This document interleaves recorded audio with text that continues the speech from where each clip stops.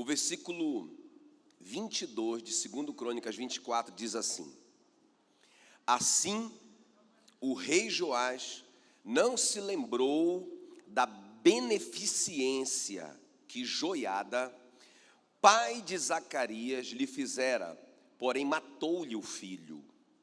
Este, ao morrer, disse: o Senhor o verá e o retribuirá. Por favor, deixa a sua Bíblia aberta nesse texto. Espírito Santo querido, muito obrigado por mais essa noite, por mais esse domingo, essa oportunidade de estarmos diante da Tua poderosa palavra.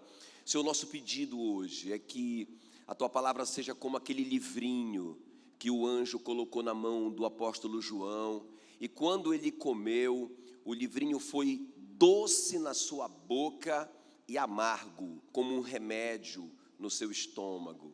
Ó Deus, que a Tua palavra hoje seja assim, que ela seja deliciosa aos nossos ouvidos, que ela seja prazerosa de ouvir, ó Deus, mas que quando ela entrar no nosso coração, ela produz o efeito de um remédio bom, que ela transforme cada um de nós, que ela nos convença em nome de Jesus.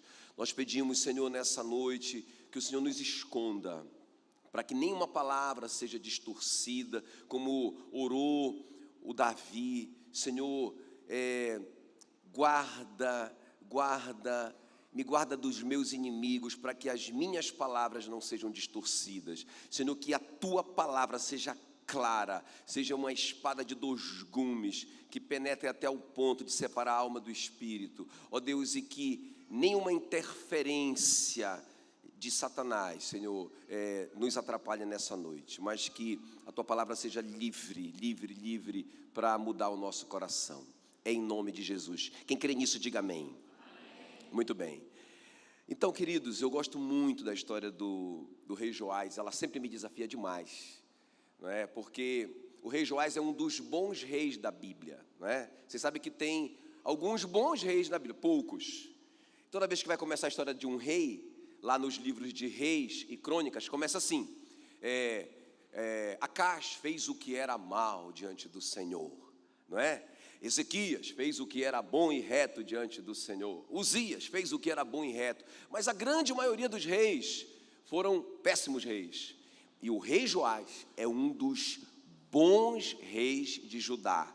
Agora, tem um detalhe na vida dele, que quando vai apresentar o rei Joás, diz assim, lá em 2 Crônicas 24:2, fez Joás o que era reto, apresentando Joás como um rei bom, fez Joás o que era reto perante o Senhor, todos os dias do sacerdote Joiada.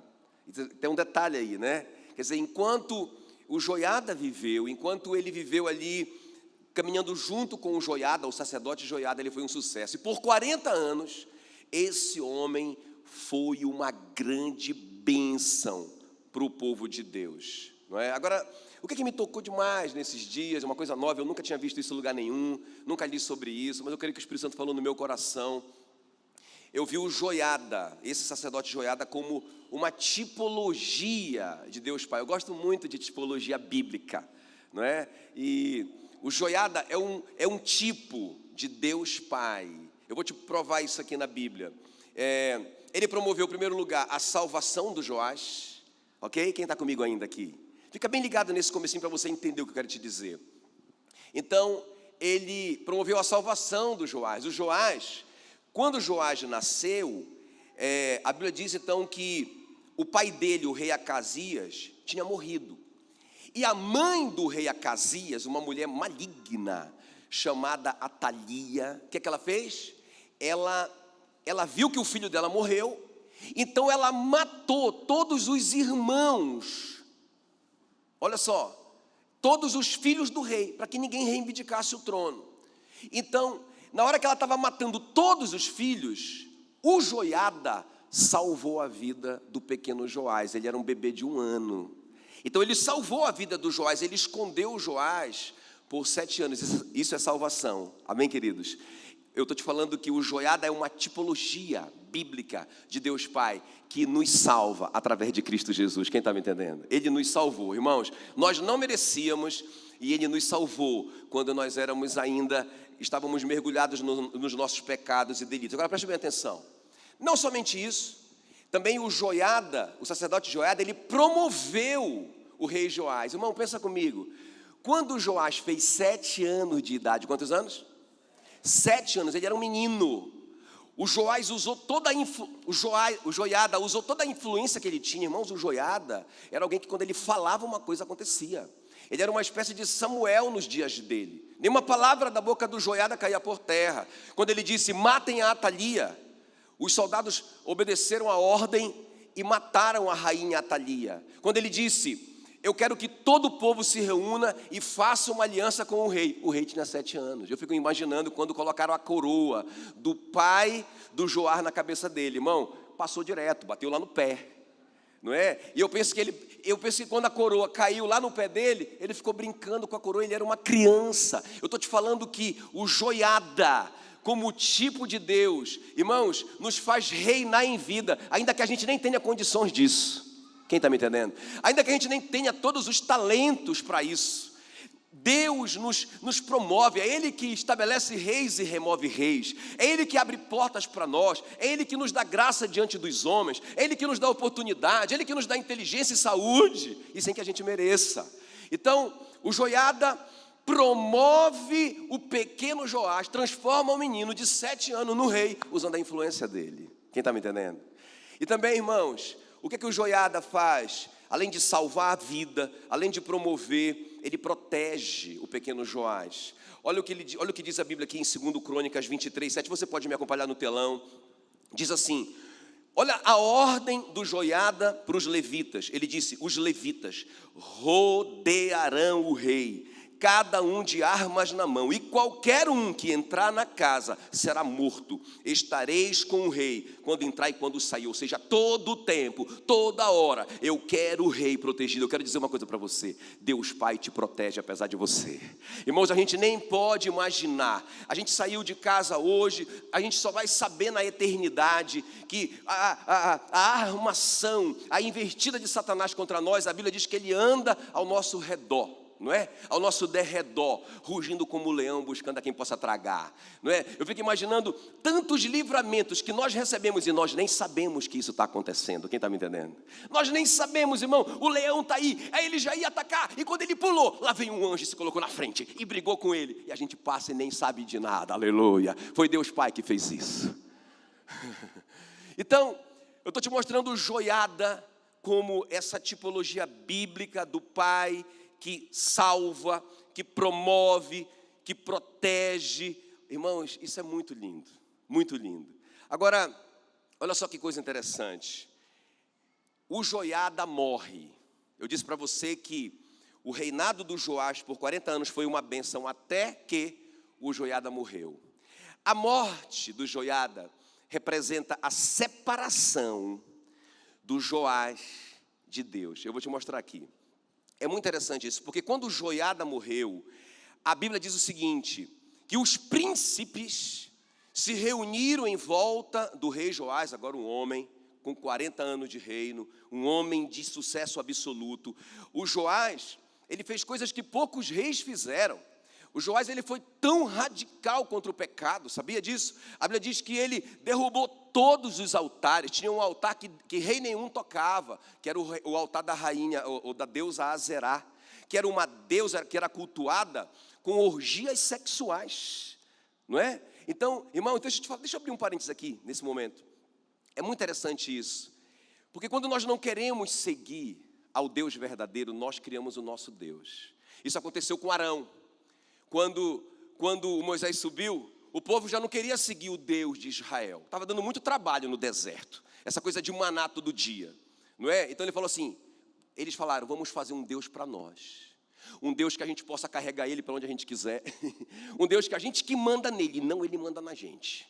E eles fizeram um bezerro de ouro e foi uma tragédia para Israel. Então isso é do coração humano. Quando ele não dá conta de seguir a Deus, ele cria um Deus para ele. E a deusa Azerá era uma deusa maravilhosa. Porque, irmãos, pensa bem, o que as pessoas precisavam fazer para agradá-la, era contratar um prostituto ou uma prostituta cultual, ter relação sexual diante dela. Quanto mais pessoas, mais poder. Irmãos, e era assim que essas pessoas agradavam essa deusa. Que maravilha de Deus. Eles criaram essa deusa para saciarem a concupiscência da sua carne. Quem está me entendendo? Agora preste bem atenção no que eu vou te falar. O Joás, ele foi tão radical, ele foi tão homem de Deus, que ele lutou contra tudo isso e derrubou todos esses altares. Agora esses homens estão diante dele, dizendo para ele assim: Joás, você está sendo radical demais, pega leve. Não é? Você não tem nada a ver, não é? Você tá muito fanático, não é por aí o caminho. Irmãos, e a Bíblia diz que o Joás caiu nessa conversa, e ele começou gradativamente permitir aquela adoração àqueles falsos deuses. O que é que vai acontecer nesse momento? A Bíblia diz que Deus enviou primeiro os profetas, e é sempre assim que Deus, escuta bem, sempre assim que Deus vai nos trazer de volta para o caminho. Eu posso estar sendo um profeta na sua vida hoje à noite, ok? Sempre que a gente se desviar do caminho, a Bíblia diz, o Isaías disse, que nós vamos ouvir uma voz atrás de nós dizendo: volte para o caminho. Ok? Se nós não formos capazes de ouvir essa voz do Espírito Santo, por nós estarmos tão longe de Deus, Deus vai enviar um homem, uma pessoa, um profeta. É o segundo passo. E o profeta vai te dizer: meu irmão, você está pisando na bola, o que você está fazendo está errado. E foi assim que aconteceu com Joás. A Bíblia diz que Deus lhe enviou profetas que tentaram convencê-lo do que ele estava fazendo de errado. A Bíblia diz que ele desprezou cada um deles, ele não quis conversa com esses profetas. Então Deus mandou o filho. Agora escuta. Irmãos, Deus mandou o filho do sacerdote Joiada, daquele que é o tipo de Deus, pai. O cara que, o homem Joiada que adotou, irmãos, esse moço perdido, que ia morrer igual a gente, que estava condenado à morte pela Atalia, que é a tipologia bíblica do diabo aqui, condenado ao inferno. Esse homem pegou esse bebezinho, escondeu esse bebezinho debaixo das asas dele, salvou, protegeu, promoveu, adotou como seu próprio filho. Então, o filho desse homem, do Joiada, chamado Zacarias, foi lá e falou com o rei Joás: o que você está fazendo é uma loucura em Israel. Você está provocando a Deus, você está fazendo o povo de Israel pecar. Isso é uma loucura que você está fazendo aqui. Sabe o que ele mandou fazer? Quem sabe o que ele mandou fazer? Ele mandou apedrejar o filho até a morte. Você fala assim: pastor, mas o que é que nós temos a ver com isso? Tudo. Porque lá em Hebreus 1:1 diz o seguinte, que outrora Deus falou conosco através dos profetas, mas que nesses últimos dias Ele está falando conosco através do Filho. Ele diz que assim como vocês rejeitaram e mataram os profetas, ele está falando em Hebreus, no Novo Testamento, vocês estão matando o Filho. Então isso pegou demais no meu coração. Espera aí, o que eu quero falar com vocês hoje à noite? Qual que é o meu tema hoje à noite com vocês? Não mate o Filho. Mas como que eu posso matar o Filho, pastor? Porque o Filho já morreu e já ressuscitou. Eu vou te mostrar que pode matar. Pode matar o filho, irmãos. E assim como isso foi uma grande tragédia para a vida do Joás, isso pode ser uma grande tragédia para a nossa vida. Agora eu quero te mostrar, mais importante do que tudo, é como não matar. Como não matar o filho. Ok, queridos? Então vou te mostrar, vamos ver 3 coisas hoje aqui, nessa palavra que tem o tema, não mate o filho. Eu quero te mostrar por que Joás matou o filho, quais as consequências, em segundo lugar, desse assassinato, tanto para o Joás como para qualquer um de nós que matar o filho, e como impedir essa tragédia, em terceiro lugar. Ok, queridos? Então vamos ver comigo aqui, em primeiro lugar, por que Joás matou o filho. É bom a gente entender isso, porque a gente pode entender que a gente pode matar também.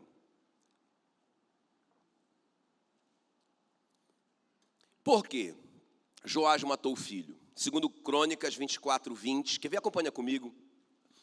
O Espírito de Deus se apoderou de Zacarias, filho do sacerdote Joiada, o qual se pôs em pé diante do povo e lhe disse: assim diz Deus: por que transgredis os mandamentos do Senhor, de modo que não prosperais? Por que deixar-te o Senhor, também Ele vos deixará. Versículo 21, conspiraram contra ele e o apedrejaram por mandado do rei no pátio da casa do Senhor. Então preste bem atenção. Por quê? Porque o Joás, depois de ter recebido tanto do pai do filho, matou o filho. Por que isso? Porque, irmãos, o filho falou uma coisa para o Joás que ele não concordava. Preste bem atenção nisso, não é? Então, o filho foi lá e repreendeu o rei Joás. Irmãos, o que é que o Joás deveria ter feito quando o pai, o Joiada, morreu? O que é que ele deveria ter feito? Naturalmente, irmãos, se o pai morreu e o Zacarias assumiu a posição de sumo sacerdote no lugar do pai, qual que seria a sabedoria do rei Joás? Zacarias, você agora é meu pai, você agora é minha autoridade, eu estou debaixo da sua cobertura.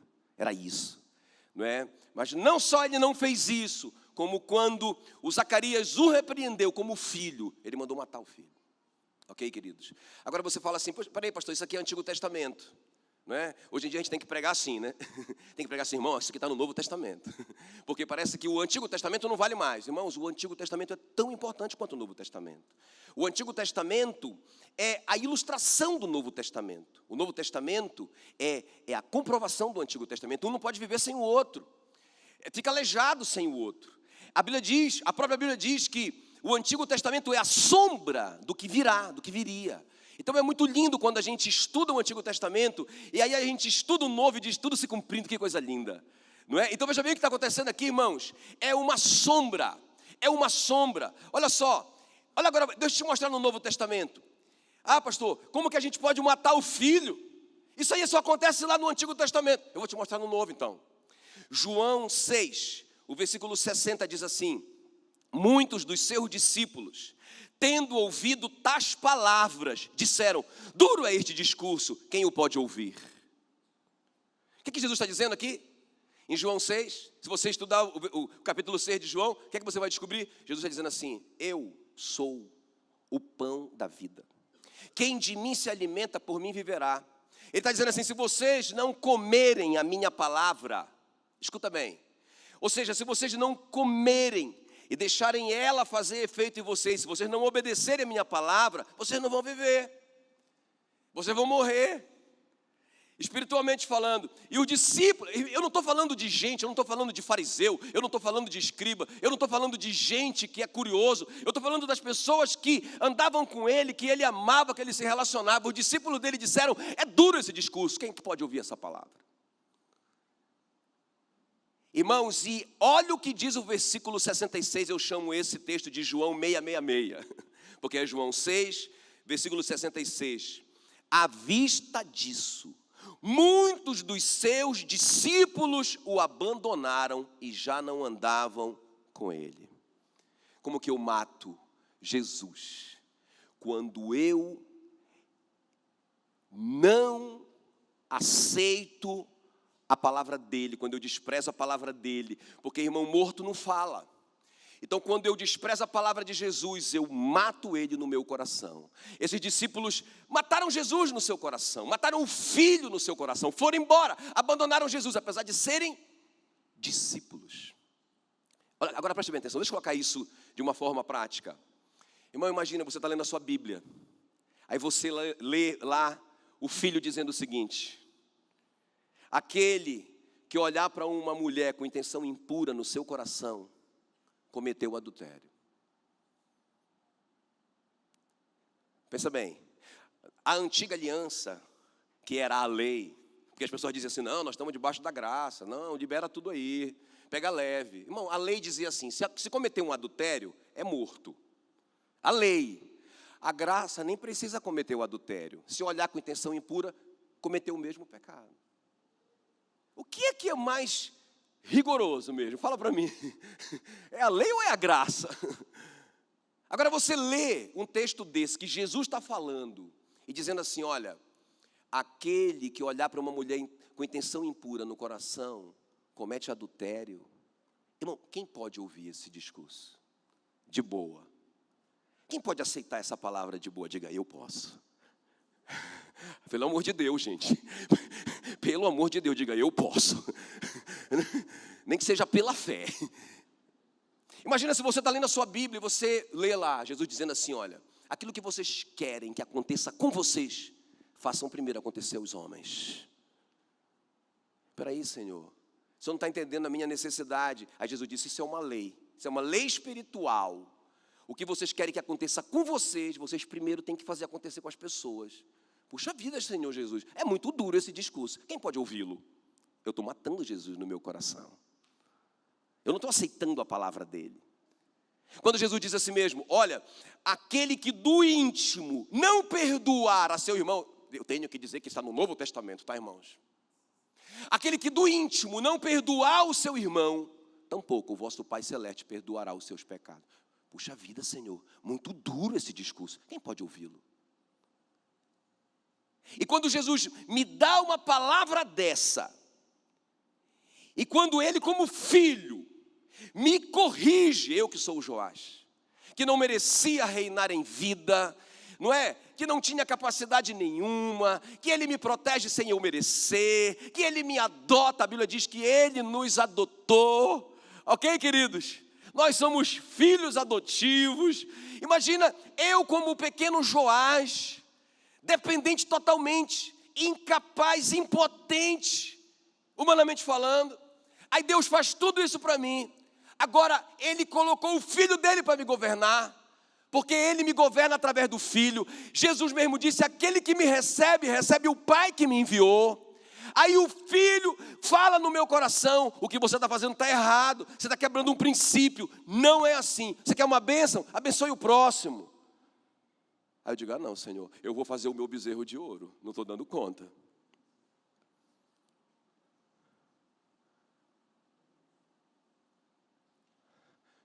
Puxa, vocês estão tão calados hoje.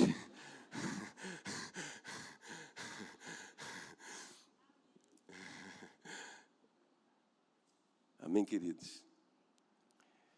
Puxa vida, se eu olhar para uma mulher com intenção impura no meu coração, eu adulterei. Só está me dizendo que se eu olhar pornografia, eu estou cometendo adultério.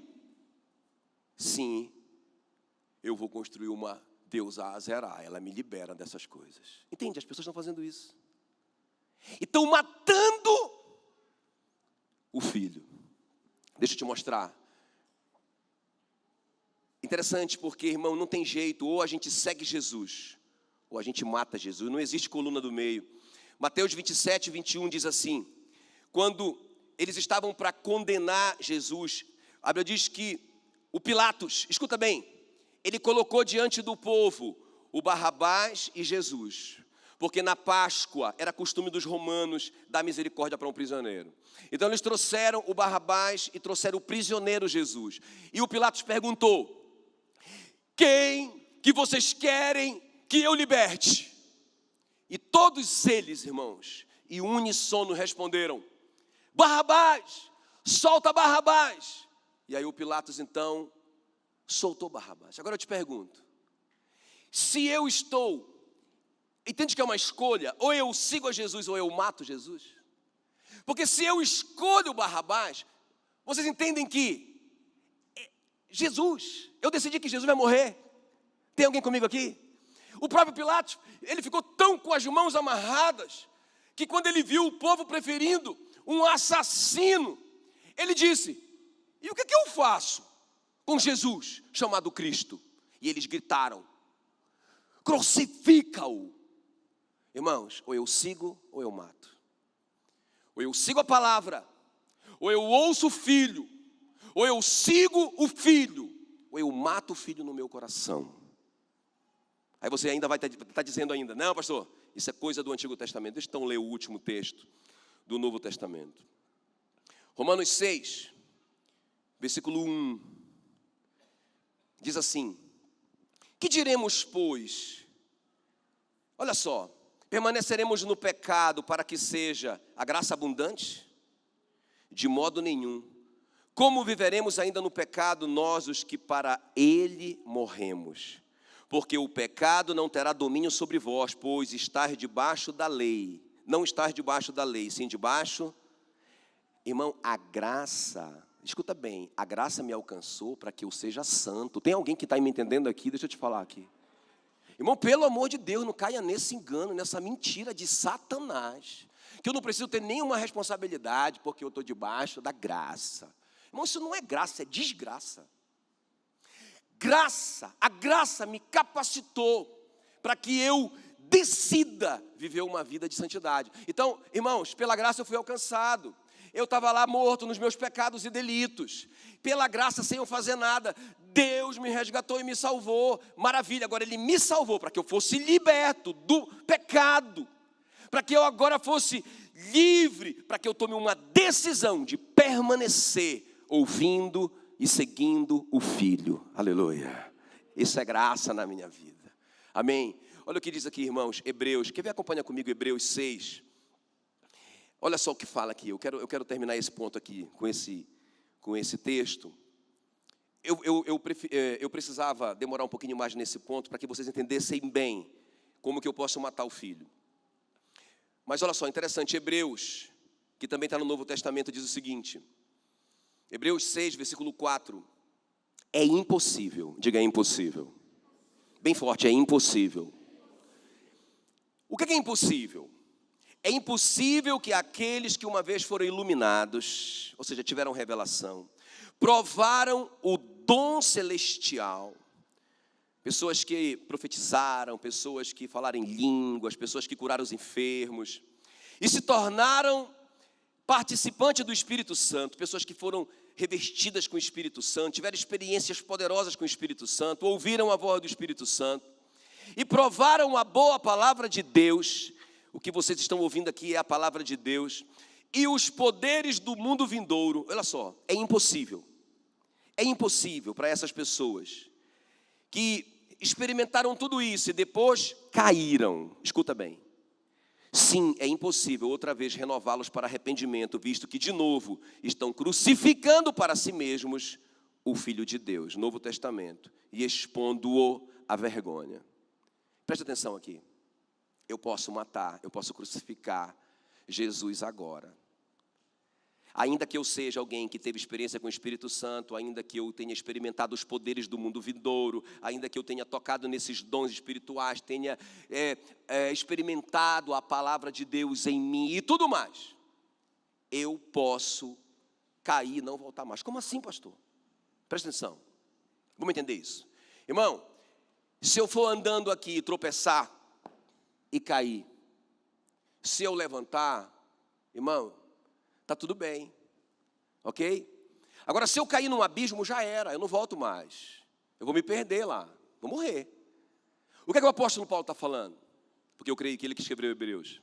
O que é que ele está falando? Ele está falando o seguinte: eu posso cair e eu posso me arrepender. O Joás não se arrependeu. O que é arrependimento? Escuta, é eu reconhecer que eu errei. O que é o errado? O que é o pecado? Irmãos, é quebrar o princípio da palavra de Deus. Ok? É isso que é pecado. Então eu quebrei um princípio da palavra, então eu errei o alvo, pequei. Beleza, o que é que eu faço? Eu reconheço, eu pequei. Agora, segundo passo, o que é que eu faço? Eu mudo de atitude, ou seja, eu decido, eu não vou mais fazer isso. Porque, irmão, é muito fácil eu chegar lá e dizer, Senhor, pequei, eu não queria fazer isso, tal. Beleza, estou debaixo da graça. Tá bom. Aí eu orei, pedi perdão. Eu continuo fazendo, eu não me arrependi. Porque arrependimento é mudança de atitude. Agora veja bem, eu reconheci o erro, o pecado. Eu mudei a minha atitude, tem um terceiro passo. Eu preciso confessar. Confessar para Deus, irmão, Deus sabe tudo. Quando eu confesso para Deus, Ele me perdoa. Quando eu confesso ao próximo, está escrito, Tiago 5,16, confessai os vossos pecados uns aos outros e orai uns pelos outros para serdes curados. O efeito do pecado ser eliminado na sua vida. E você não cair mais ali. Irmãos, isso é alguém que caiu e voltou. Agora, alguém que está caindo no abismo e nunca se arrepende, e nunca reconhece, e nunca confessa, e nunca muda, a Bíblia está dizendo no Novo Testamento que está crucificando de novo para si mesmo o Filho de Deus. Está na Bíblia. Eu estou matando o Filho de Deus. Amém, queridos? Agora vamos lá. Vamos concluir. Segundo lugar. Você entendeu então que você pode agora, na nova aliança, matar o filho? Você está entendendo que não é só uma ilustraçãozinha bonitinha? Inclusive, eu tinha uma outra palavra para pregar hoje à noite, não é? E eu vinha trabalhando nela e ontem, nós fomos para o Impacto na praça. Irmãos, eu ouvi o Mateus pregando. Cadê o Mateus? Ele está aí, o Mateus? Meu Deus, que é isso? Filmei o cara pregando. Não, eu vou filmar porque ninguém vai acreditar. E rapaz, quando ele falou algo ali, que na hora que ele estava falando aquilo, puxa vida, ele falou, gente, vocês já pararam para pensar o que Jesus fez por cada um de nós naquela cruz? E como que nós estamos vivendo a nossa vida hoje, de uma maneira tão distante, não é? Tão incoerente com o que ele fez por nós. Quando ele falou isso, eu lembrei imediatamente. Veio esse texto no meu coração. Aí eu falei assim, se eu tiver tempo, eu prego essa palavra amanhã. E eu não parei, a Mila viu, né? Eu não parei, Senhor, eu preciso entender. O que o Senhor quer falar aqui? Irmãos, o que Deus queria falar aqui para nós é isso. Que nós podemos matar o filho agora. Está escrito na Bíblia. Eu não estou inventando isso, está aqui, vocês viram. Está escrito. Amém, queridos? Agora vamos lá. Quais as consequências disso? Quais as consequências desse assassinato? É o meu segundo ponto. Então, a primeira coisa que aconteceu na vida do Joás e vai acontecer na nossa, quando nós matamos o Cristo, quando nós ignoramos a sua palavra, quando nós não o seguimos, nós estamos escolhendo Barrabás. Jesus disse, quem não é por mim é contra mim. Repita isso comigo bem forte, quem não é por mim é contra mim. Irmão, não tem essa, Senhor, peraí, olha aí, pega leve, eu não sou alguém tão dedicado, eu não vou na igreja todo domingo, eu sou um cara muito light, mas eu não sou contra ti, eu não falo mal de ti, eu sou bonzinho, sou honesto. Jesus disse, quem não é por mim é meu inimigo. Quem não é meu amigo é meu inimigo. Quem não ajunta, espalha. Isso está no Novo Testamento, foram palavras de Jesus. Ok, queridos? Muito bem, então, quais a consequência desse assassinato? Primeira, a perda total da autoridade espiritual. Irmão, nós só temos autoridade espiritual contra Satanás, porque nós estamos debaixo da autoridade de Deus. Entenda isso de uma vez por todas. Satanás respeita, porque nós vamos em nome de Jesus. É como se Jesus estivesse lá. Quem está me entendendo? Amém, queridos? Se eu vou em nome dele, é como se Jesus estivesse lá. Então, quando eu chego, Jesus chegou. A Bíblia diz que nós somos selados como o Espírito Santo da promessa. Então, quando o Jaque chega, os demônios, ei, chegou, sujou. O cara é selado, sai daí. Por que o Jaque tem essa autoridade? Porque ele honra o filho. Porque ele ama o filho, porque o filho vive no coração dele, porque ele entende que quem recebe o filho, recebe o pai. Ele está conectado com o filho, então ele está conectado com o pai. Então ele tem a autoridade de Deus sobre a vida dele. Agora olha o que aconteceu com Joás, escuta. Perda total da autoridade. 2 Crônicas 24, vamos ler comigo, versículo 23. Antes de terminar o ano, subiu contra Joás o exército dos sírios, e vindo a Judá e a Jerusalém, destruíram dentre o povo todos os seus príncipes, cujo despojo remeteram ao rei de Damasco. Ainda que o exército dos sírios viera com poucos soldados, contudo o Senhor lhes permitiu vencer um exército muito numeroso dos judeus, porque estes deixaram o Senhor, Deus de seus pais. Assim executaram os sírios o juízo de Deus contra Joás. Olha para mim. O exército de Israel, o povo de Deus era a maioria. E o exército do inimigo era a minoria. Irmãos, Deus não está lutando contra Satanás. Ele já venceu Satanás. Amém, queridos? Agora, o que aconteceu aqui? Os sírios, um exércitozinho pequeno. E o exército de Israel, um grande exército. Só que o Joás não tem mais autoridade. Porque ele não está mais debaixo da autoridade de Deus. Ele matou o filho. Ele se desligou da autoridade de Deus. Irmãos, quando um coronel está ligado a um superior, ok? Está ligado a um general acima dele, ele tem autoridade sobre os tenentes, os sargentos, os soldados e assim vai. Mas se ele disser, eu não quero a autoridade desse general, então acabou, ele deixou de ser coronel. Tem alguém me entendendo aqui? Ele pode estar com farda de coronel, mas ele não tem mais autoridade do coronel. E quando os soldados passarem por ele, os soldados não vão bater continência para ele. Ele vai respeita essa farda. Eles vão dizer, eu respeito a sua autoridade, e você acabou de perdê-la. Então veja bem, eu digo assim que aqui, irmãos, foi de novo, Golias contra Davi. Só que aqui, o povo de Deus é o Golias. E o inimigo é o Davi. E sabe o que, irmãos? Aqui é quando Deus prefere ficar com o inimigo e lutar contra o seu povo. A Bíblia diz que Deus permitiu que o exército gigante de Israel fosse derrotado pelo pequeno exército dos sírios. Porque a Bíblia diz, por causa do Joás, que me deixou o Senhor. Quem está me entendendo? Vale a pena matar o filho? Segunda consequência, uma colheita muito ruim. Porque lembra quando eu falei para vocês que vamos ver se vocês estão ligados. Quando o Zacarias, o filho, estava sendo apedrejado, ele estava morrendo, ele disse uma palavra, quem lembra? Eu li no começo. Ele disse uma palavra. Hã? Quem acertar eu vou deixar pagar meu jantar. Ele disse assim, ó, escuta bem o que ele falou. Ele falou assim, o Senhor viu e o Senhor lhe retribuirá. Só isso. E ele morreu. Irmão, deixa eu te falar uma coisa, isso é uma lei de Deus não se zomba. Aquilo que o homem semear, isto mesmo ele ceifará. O que aconteceu com Joás? Versículo 25 do capítulo 24. Olha o que diz.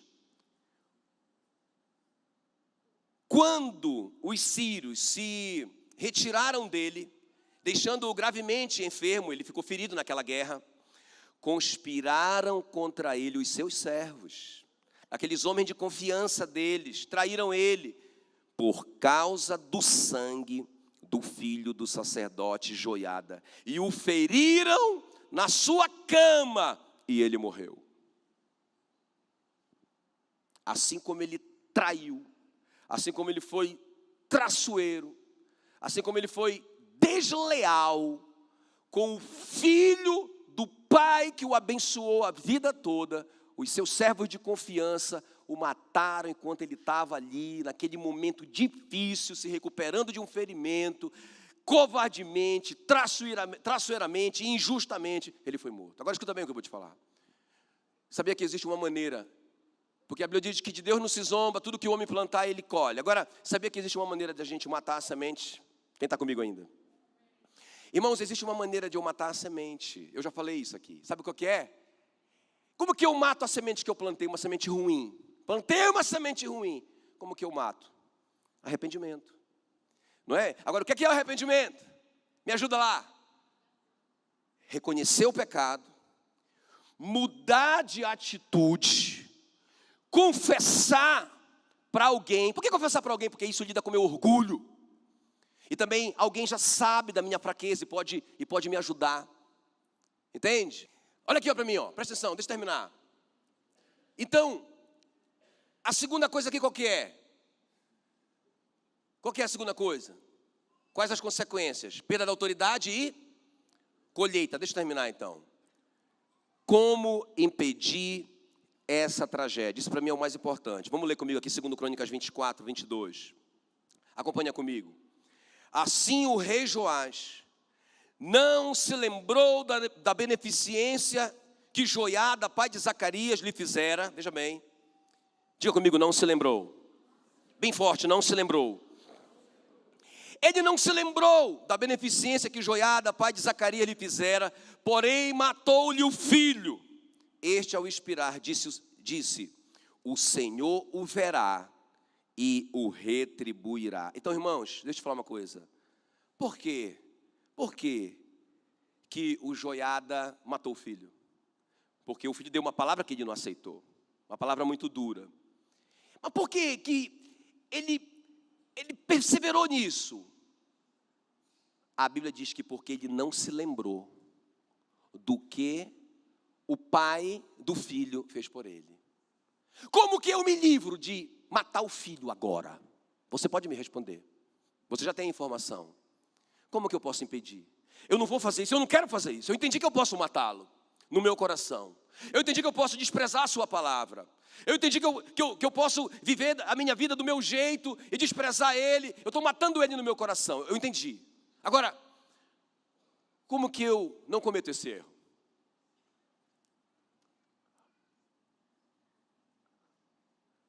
Hã?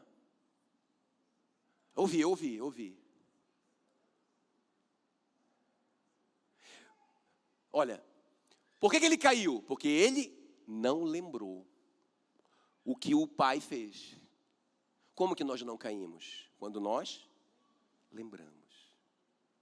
Quando nós lembramos, gente, escuta, esse é o segredo dos segredos. Quando nós lembramos o tempo, por isso que nós temos que ter relacionamento com a palavra, porque sempre nós vamos estar lembrando o que Jesus fez por nós, o que o Filho fez por nós, o que o Pai fez por nós através do Filho. Sabe, irmão, não é só, escuta bem, puxa vida, Deus me curou do câncer. Que coisa maravilhosa, legal, muito joia. Isso é uma coisa boa para a gente estar lembrando. Ele me deu uma bênção. Mas, irmãos, eu vou te falar uma coisa. Tem coisas maiores que Ele fez por nós. Deixa eu terminar com isso. Não é para parecer que está acabando. Deixa eu te lembrar algumas coisas que Ele fez por nós. Isso é a chave para a gente não cometer o erro do Joás. Efésios 2:1. Ele vos deu vida, estando vós mortos nos vossos pecados e delitos. Posso ouvir um glória a Deus? Você e eu estávamos condenados à morte igual ao Joás. Na verdade, estávamos mortos, escravos de Satanás. Sabe o que ele fez? Ele nos ressuscitou. Não teve nada a ver conosco, isso é graça. Não teve nada a ver com o que a gente fez. Ele nos deu vida, estando nós mortos nos nossos pecados e delitos. Olha que coisa linda, irmãos. Olha que coisa linda. Agora presta atenção. Outra coisa que ele fez, Colossenses 1:3.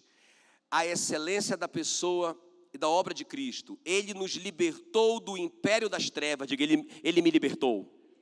Diga bem forte, Ele me libertou do império das trevas e me transportou para o reino do seu Filho amado. Irmão, pensa bem, escuta bem. Nós estávamos presos nas trevas. Já viu o resgate do soldado Ryan? Irmão, não tem como eu não chorar. Eu choro toda vez e eu já sei que eu vou chorar, mas eu assisto o filme. Porque é a minha história. Por causa de um menino, por causa de um soldado, do soldado Ryan, que estava lá preso no campo do inimigo, preso pelos alemães. E aí o general formou um exército de elite para salvar um soldado. Tirou o Ryan de lá e levou ele para os Estados Unidos, aleluia.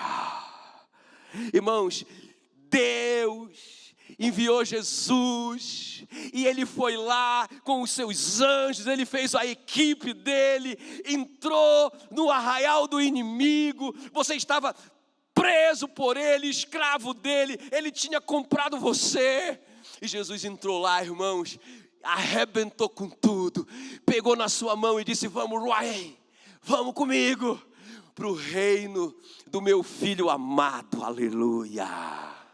Eu não posso esquecer isso nunca, porque se eu esquecer isso, eu vou matar o filho. Quando o filho me repreender, quando o filho falar uma coisa que eu não concordo, quando o filho mandar eu fazer uma coisa que eu não quero fazer, quando o filho falar que eu estou adulterando, só porque eu olhei para uma mulher com intenção impura no meu coração, eu vou matar ele.